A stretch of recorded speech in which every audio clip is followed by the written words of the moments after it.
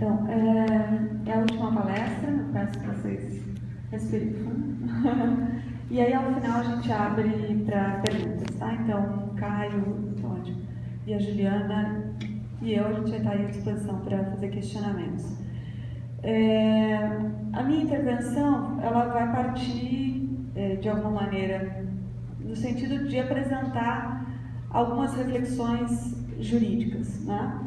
E mais do que tudo, talvez apontar menos certezas e mais os questionamentos que nós, do direito, devemos fazer ou nos propor a investigar a partir dessas realidades que tanto a Juliana apresentou, vocês puderam perceber, né, o cotidiano da investigação, da análise, da identificação, do processamento, da coleta, como os avanços tecnológicos que a gente tem na área da genética, que o Caio também explicou, ou seja, é um campo extremamente rápido, que avança rapidamente, e ao mesmo tempo a gente pode compreender como é que isso se dá no Brasil, né? Quais são como é que hoje a gente está trabalhando. Então, por exemplo, a Juliana comenta, olha, existe o SUAB, que é, né, de ponta, mas a gente não tem condições de trabalhar, a gente trabalha com esse, tem que seguir essas diretrizes, um pouco dar conta das nossas realidades diante desses avanços.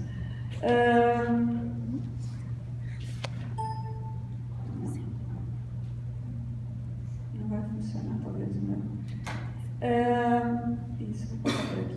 Bom, esse aqui é um grupo de pesquisa, um pouco para falar a vocês que é um trabalho que a gente faz, não só eu, mas tem várias pessoas envolvidas nessa pesquisa e fazendo pesquisas mais pontuais sobre o tema. Né? Então, por exemplo, a gente tem gente fazendo pesquisa jurisprudencial, considerando que hoje a jurisprudência é fundamental nesse campo,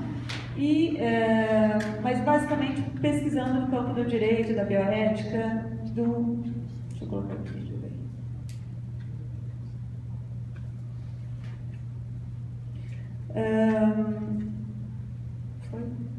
Então, qual é basicamente a estrutura da minha fala hoje? Tá? Vou tentar ser breve para a gente poder explorar mais o Caio e a Juliana que estão aqui hoje.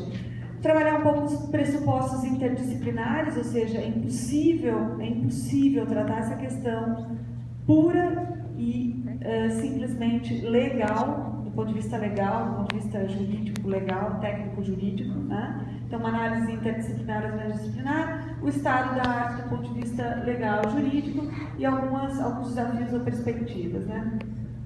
Para quem vai participar da fala ou das outras intervenções do Congresso, leve em conta que a minha intervenção é mais no sentido de estabelecer quais são as linhas mestras, o que me parece, da discussão jurídica hoje sobre essa questão. Do ponto de vista das tecnologias, é fundamental a gente levar em conta que as tecnologias trazem muitas promessas, muitas esperanças, mas também trazem inquietudes. Então, acho que esse é o primeiro ponto. Vocês viram a quantidade de avanços que são apresentados, por exemplo, pelo Caio, as possibilidades tecnológicas, né, da elucidação de crimes que a Juliana também apresenta, mas, ao mesmo tempo, é preciso pensar quais são os possíveis riscos, desafios, cuidados, né, proteções que a gente precisa ter no campo do uso da tecnologia. A tecnologia não é neutra, né? A técnica ela não é neutra em si, né? Depende do uso que eu faço dela, depende de como eu produzo essa tecnologia, o uso que é possível dar a essa tecnologia. Existem questões que a gente chama de questões de fronteira, né? Então, tecnologia de ponta, eu acho que as duas intervenções anteriores, elas são muito boas nesse sentido. Então, a gente vê, por exemplo, o que o Caio tem apresentado, né, dos avanços que não podem ainda ser ou não estão sendo utilizados na prática forense. Não ainda, talvez futuramente. Então, aí a gente tem uma questão de fronteira, certo? Mas, ao mesmo tempo, existem todos os desafios cotidianos que a gente poderia pensar, e eu tenho certeza que o Rodrigo deve nos trazer um pouco essa realidade também, da perícia cotidiana, em termos de estrutura, do acesso, como é que se dá a coleta, em que situações, como é que se faz esse processamento e análise das informações. É preciso pensar que, e eu não vou falar todos os itens, mas basicamente a gente está lidando com grupos vulneráveis. Então, quando eu falo, essa é uma pergunta que eu queria fazer inclusive para a Juliana, né, que aparecem lá várias informações 50 foram coletados, 600 e poucos, né, coletados ou condenados por crimes, né? Como é que a gente faz essa coleta? Né? Como é que se dá essa coleta? Em que condições? Como é que se toma esse consentimento informado? Né? Cabe consentimento informado? Alguns vão dizer que não cabe consentimento informado porque a lei determina coleta compulsória. Ao mesmo tempo, outros vão entender que ainda que a lei determine coleta compulsória, é preciso que haja um consentimento informado. O que seria esse consentimento informado? A mera coleta de assinatura ou existe um processo de tomada de decisão com informação? Enfim, essa é uma questão que é muito mais ampla e discutida no campo da bioética, pouco discutida no campo do direito penal e processual penal, mas que me parece ter tido repercussões, inclusive, do ponto de vista técnico, né? E aí pensar e o último item eu acho que é interessante também, especialmente para nós do direito, que não somos da área, né, técnica, tomar um cuidado, né, ao analisar e ao compreender, ao tomar conhecimento sobre essas questões. Eu digo isso porque muitos aqui podem ser juízes ou advogados, ou serão juízes e advogados, ou vão trabalhar nesse campo. Então, cuidado para não reduzir esses saberes da genética, né, aos determinismos ou aqueles grandes mitos em torno dos potenciais da genética ou não. Né? O que, de fato, os avanços da genética podem realizar, e são muitos, e aquilo que não é possível, ou não é possível ainda, ou é possível questionar, ou há divergências, né, em relação às pesquisas, academias e achados. Né?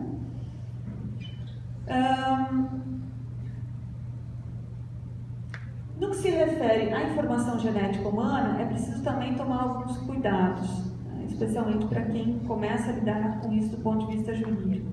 Os documentos legais fazem uma certa confusão em relação à terminologia adotada e existente. Então, assim, para quem já trabalha com isso, é um tema, digamos assim, já bastante conhecido. Mas do ponto de vista legal, é preciso a gente estabelecer a terminologia adequada para saber como regulamentar e o que regulamentar. Então, quando a lei fala em perfil genético, o que significa perfil genético? Quando a gente fala em formação genética, no campo, por exemplo, da medicina, da pesquisa, o que isso significa? Quando alguém diz coleta do material biológico, o que é isso? Então, são coisas completamente distintas. É importante pensar em termos de, por exemplo, material biológico, a saliva, que eu posso extrair dali, o perfil genético, que a Juliana comentou, olha, são aqueles números, se vocês forem ver, o perfil genético são os números, e a informação genética, aquilo que justamente o Caio vai dizer, bom, eu posso extrair mais informações que apenas aqueles números do perfil genético. De qualquer forma, isso é interessante a gente perceber como essas diferenças, elas são nítidas ou claras, mas ao mesmo tempo como elas dialogam.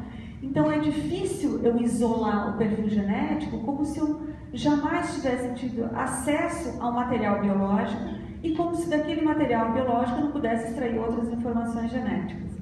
Então, assim, de alguma forma é preciso tomar um cuidado para não higienizar esse processo como se o perfil genético lhe surgisse do nada. Né? A gente tem a base biológica, a gente tem de onde ele vem, de onde extrai, então essa realidade também apresentada pela Juliana, com as fotos de camiseta, de vestes íntimas, de tênis, enfim. Quer dizer, é real, né? Eu tenho material real que é extraído, ou quando não, de um sujeito que vai fazer, vai doar de alguma forma aquele material. Isso é importante para a gente do direito, para pensar quais são as repercussões legais disso, seja em termos penais, talvez, ou processuais penais, mas também do ponto de vista do direito privado, do direito civil, do direito de propriedade, de custódia daquelas amostras, de quem é a eventual propriedade e quem é, portanto, aquele guardião das amostras, né? Quem tem responsabilidade sobre aquilo, se as partes que doaram, cederam, têm algum tipo de controle sobre onde estão essas amostras. Então, percebam, não é só do ponto de vista da política criminal ou dos crimes do direito penal, mas a gente tem uma série de repercussões outras que podem, sim, eventualmente, dialogar com outros campos, como, por exemplo, o campo da pesquisa, da medicina ou do direito de propriedade, né, por exemplo. de alguma forma que a gente discute nesse campo, é dizer, bom, a informação genética, ela traz informações individuais e, ao menos, familiares coletivas, os estudos populacionais estão aí para demonstrar isso, né, e como se chega, talvez, nisso, e, portanto, eu não poderia comparar, me parece, a gente pode discutir isso, com a impressão digital puramente, né, uma outra natureza de informação. Isso não significa dizer que a gente não possa necessariamente ter acesso a isso, mas que é preciso tomar outros cuidados, né? Existem países hoje que, por exemplo, quando eu não tenho o material biológico no banco de perfis genéticos para fins de percepção criminal, eu posso utilizar o banco de saúde, o banco para, enfim, um biobanco, na verdade, em que as amostras foram coletadas para fins de saúde. Basicamente, um exemplo seria o teste do pezinho. Então, assim, de alguma forma, talvez a gente já tenha esse material aí alocado. O que fazer com isso? Essa eu acho que é uma discussão, uma questão, né? Antes de tomar uma posição, né, um ponto de vista sobre isso, é pensar quais são as repercussões, potencialidades e como isso pode ser feito. Alguns países já fazem isso. Bom, não tendo o material armazenado no banco de perfis para fins de percepção criminal, eu posso utilizar esse outro banco. Isso nos dá a nítida sensação ou percepção de que, de fato, essas diferentes finalidades dos bancos, no final das contas, eles dialogam ou têm algum tipo de interconexão. O que a gente mais conhece no Brasil é a investigação de paternidade, ou seja, o uso, né, o mais disseminado, talvez, o uso de investigação genética para fins de vínculos paterno-filiais. Mas existe uma outra série de usos que se pode dar a isso. O primeiro deles foi para a política de imigração. Teve uma discussão também na França, na Espanha, sobre isso e em outros países. Veja, todas essas finalidades que são distintas, elas de alguma maneira podem dialogar. Por quê? Porque a base biológica é a mesma. A forma de coleta, a finalidade do uso, o procedimento, o local, as autoridades competentes são muitas vezes distintas.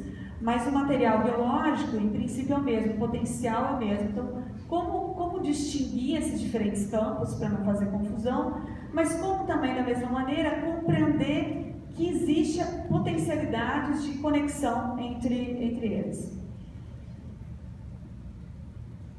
Bom, eu vou passar isso aqui porque a gente tem peritos aqui que vão explicar muito melhor. Eu acho que quem participar das outras falas também vai poder perceber como é que se cria um banco, de onde vem. A Juliana e o Caio também já comentaram isso. Mas, basicamente, eu queria chamar a atenção, especialmente para quem é do direito, que existe um processo, existe, como foi mencionado, a cadeia de custódia, existe a manipulação disso, existe uma série de máquinas, né, em torno disso, produtos, pessoas, para se chegar a um determinado resultado, que é, como a Juliana já mostrou, o perfil genético, né? Então, esse processamento dessas informações. A gente tem um histórico, e aqui eu não vou entrar em detalhes, mas a gente pode perceber que o Brasil, de alguma forma, entra nessa discussão no período tardio, pelo menos do ponto de vista jurídico. Né? Do ponto de vista jurídico, a gente começa a regulamentar essas questões tardiamente. Né? Então, se, por exemplo, no Reino Unido a gente tem 20 anos, essa é a conferência da professora Carol, hoje à noite, né? Falar dos 20 anos dos bancos de perfis genéticos, ou do banco de perfis genéticos no Reino Unido. No Brasil, a gente tem um pouco mais de 2 anos regulamentado. Eles já existiam antes, a prática pericial já existia há mais tempo, mas do ponto de vista legal, ele surge para o direito de alguma maneira, acho que é essa a questão, ele surge como tema de pesquisa, como preocupação entre os operadores de direito, a partir da legislação em 2012. E eis então a nossa legislação, que é a 12.564, tem o decreto que regulamenta, já existe um relatório, né, do comitê gestor acerca dos bancos de perfis genéticos, depois desses anos de uso. Então, há também a publicação de um relatório sobre isso, mas basicamente o que a gente pode perceber, a legislação expressa uma preocupação, né, se vocês forem observar no segundo parágrafo que eu tenho aqui, a legislação ela tem uma preocupação com os direitos humanos, com a proteção desses direitos, fala em exclusão dos perfis genéticos, se vocês forem ver quando diz exclusão dos perfis genéticos, Não fala em exclusão das amostras, então essa é uma questão importante, o que fazer com as amostras, mas na verdade, de fato, me parece uma preocupação em ponderar aqui quais são as garantias e direitos que estão consagrados na Constituição e que eu não posso, portanto, abrir mão, e quais são os direitos que a gente pode eventualmente suspender, flexibilizar, em que circunstâncias, ok? Bom, sobre as intervenções corporais para a obtenção de provas, eu acho que esse quadro ele é bem interessante porque ele mostra justamente o lugar das provas ditas invasivas e não invasivas, indolores ou não, né? E qual é o sentido de provas invasivas ou não. Então, onde estaria exame de sangue, a saliva se colhida da cavidade bucal, não necessariamente como direitos excludentes ou puramente conflitantes, né, como uma cisão, mas como algo que precisa ser repensado e negociado, né? A questão é possível garantir tutela judicial efetiva ou ampliar, né, as condições para elucidação de crimes e, ao mesmo tempo, de alguma maneira, preservar a autonomia, a autodeterminação, a privacidade, enfim, genética dessas pessoas? Né? Me parece que sim, alguns países já encontraram vias, né? Mesmo nos países em que isso já foi regulamentado há muito tempo, eu acho que aqui ela vai mencionar isso hoje à noite, há discussões sobre direitos e garantias ainda nesse contexto, né, de concretização de direitos. Então, assim, os fins, me parece, não justificam os meios, mas, ao mesmo tempo, os direitos não são absolutos. Alguns autores na Espanha vão dizer o seguinte: a gente não pode trabalhar com o império do delinquente. A expressão aqui com aspas, ela talvez não seja muito boa, mas o que ela quer dizer? Eu não posso simplesmente fazer com que o sujeito se proteja, né, absolutamente do direito ao silêncio e impeça, inclusive, que a justiça possa dar os encaminhamentos necessários para a descoberta de determinados delitos, né? Então, não pensar o direito, eu acho que essa é uma questão também já provocando aqueles que trabalham mais na área de direito penal, processual penal. Não pensar o direito de não autoincriminação, direito ao silêncio, como um princípio sagrado e absoluto, né? Eu acho que não existem direitos absolutos, nem o direito à vida é absoluto. Então, é possível problematizar essa garantia fundamental ou não, sem destruí-la completamente, né? Então, pensar a suspensão de direitos de maneira justificada, proporcional e controlada. Né? Acho que essa é uma proposta. Como fazer isso? Acho que esse é um encaminhamento.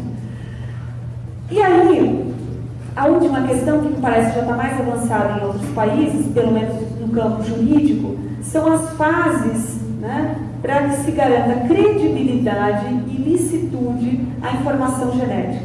Né? Ou seja, qual é a credibilidade técnica daquela informação genética, ou seja, então, todas as garantias inerentes à cadeia de custódia, desde o momento da coleta, que apareceu lá nas fotos da Juliana, até essa informação chegar dentro de um processo. Né? Então, qual é o caminho percorrido, quais são as garantias? Isso é importante, pessoal, inclusive em termos de impacto econômico, porque se eu, de fato, não faço a coleta, armazenamento, não observo nem tecnicamente, nem juridicamente, o que determina a lei e as normativas, né, de harmonização, vai chegar lá no final do processo, em que o juiz vai estar analisando a prova, porque de fato esse material tem força probatória, e o juiz, bom, as partes podem alegar e sugerir anulação, nulidade da prova, e simplesmente todo um trabalho de fase de obtenção, de análise, de tratamento, de valoração do processo penal, que pode ser, de alguma forma, simplesmente descartado, porque ou não observa normas que garantam a licitude do acesso àquele material, à informação, ou não dão credibilidade àquele material, àquela informação. Então, vejam, de alguma maneira, me parece que isso é interessante para a gente perceber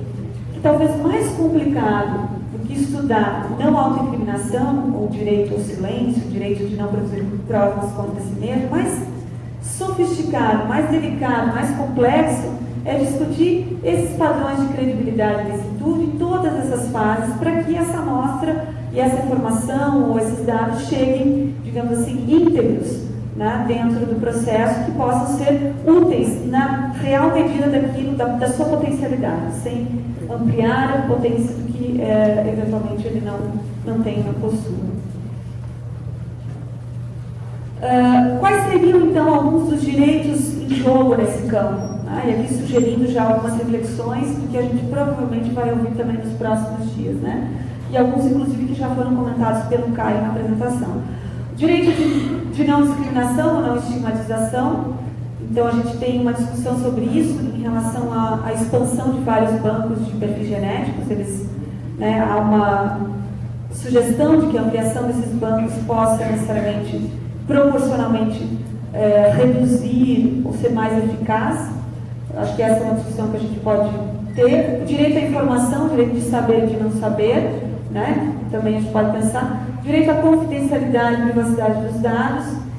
E algo que a gente não discute muito no campo da pesquisa para fins de persecução criminal, mas no campo da pesquisa é muito importante, em geral, especialmente no campo da medicina, e eventualmente, se a gente tiver esse uso compartilhado de bancos de dados diferentes, é pensar a participação dos resultados e benefícios em relação a esses bancos. Então, por exemplo, o Caio acabou de apresentar toda uma pesquisa que foi feita utilizando dados, né, de várias pessoas que de alguma forma contribuíram para chegar a esse resultado.